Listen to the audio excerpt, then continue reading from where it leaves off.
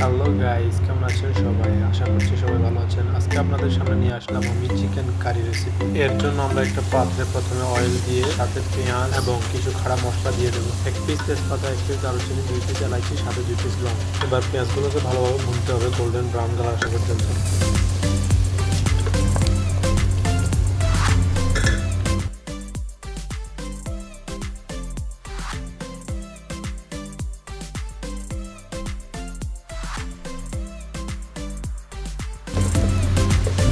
পেঁয়াজের কালার যখন এরকম চলে আসবে তখন আমরা এখানে জিঞ্জার গার্লিক পেস্ট পানি সহ অ্যাড করে দেবো। গার্লিকের পানি সহ দিতে হবে কারণ আমরা পেঁয়াজগুলোকে নরম হওয়া পর্যন্ত ভুনবো।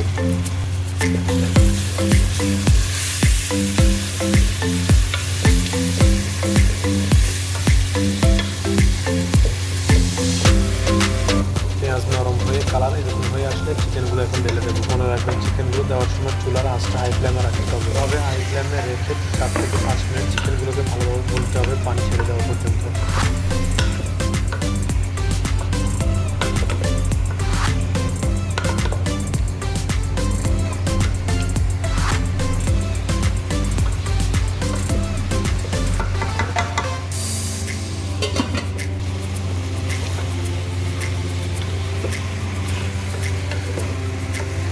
চিকেনের মধ্যে যখন এরকম পানি চলে আসবে তখন এটাকে আরও ভালোভাবে ভুনতে হবে 3 থেকে 4 মিনিট হাই ফ্লেমে। এবার পানি শুকিয়ে চিকেনগুলো অয়েল ছেড়ে দিলে আমরা মশলা অ্যাড করে দেবো এখানে। মশলার জন্য এখানে নিয়ে নেবো 1 টিস্পুন জিরা গুঁড়া, 1 টিস্পুন ধনিয়া গুঁড়া এবং 1/2 টিস্পুন হলুদ গুঁড়া ও 1/2 টিস্পুন চিনি, 1/2 টিস্পুন গরম মশলা, সাথে স্বাদ মতো লবণ। এবার ভালোভাবে ভুনতে হবে মশলার স্মেল যাওয়া পর্যন্ত। মশলা থেকে অয়েল আলাদা হয়ে গেলে আমরা এখানে পটেটো অ্যাড করে দেবো 2 পিস। আলুর সাথে 2 থেকে 3 মিনিট ভুনার পর আমরা এখানে অ্যাড করে দেবো টমেটো পেস্ট পরিমাণ মতো এবং আরও 3 থেকে 4 মিনিট ভুনবো টমেটো পেস্টের গন্ধ চলে যাওয়ার আগ পর্যন্ত। তারপর আমরা এখানে পরিমাণ মতো পানি দিয়ে 10 থেকে 15 মিনিট চিকেনগুলোকে পাকাই নেব।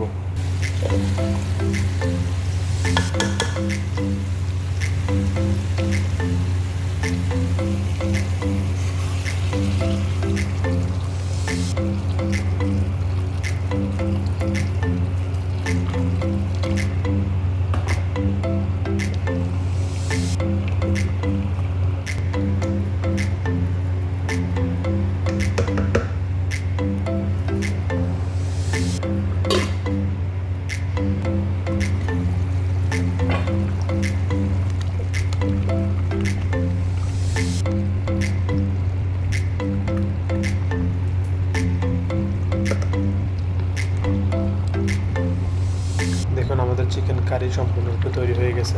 মনে রাখবেন বন্ধুরা, আপনারা চাইলে যে যার মতো করে এগুলোকে পাকিয়ে নিতে পারেন। আমি ঝোল পাতলা পছন্দ করি তাই একটু পাতলা রেখেছি, আপনারা চাইলে আরও গাঢ় করতে পারেন। দেখুন বন্ধুরা, আমাদের চিকেন কারি কত সুন্দর একটা কালার এসেছে। আজকের রেসিপি এই পর্যন্ত।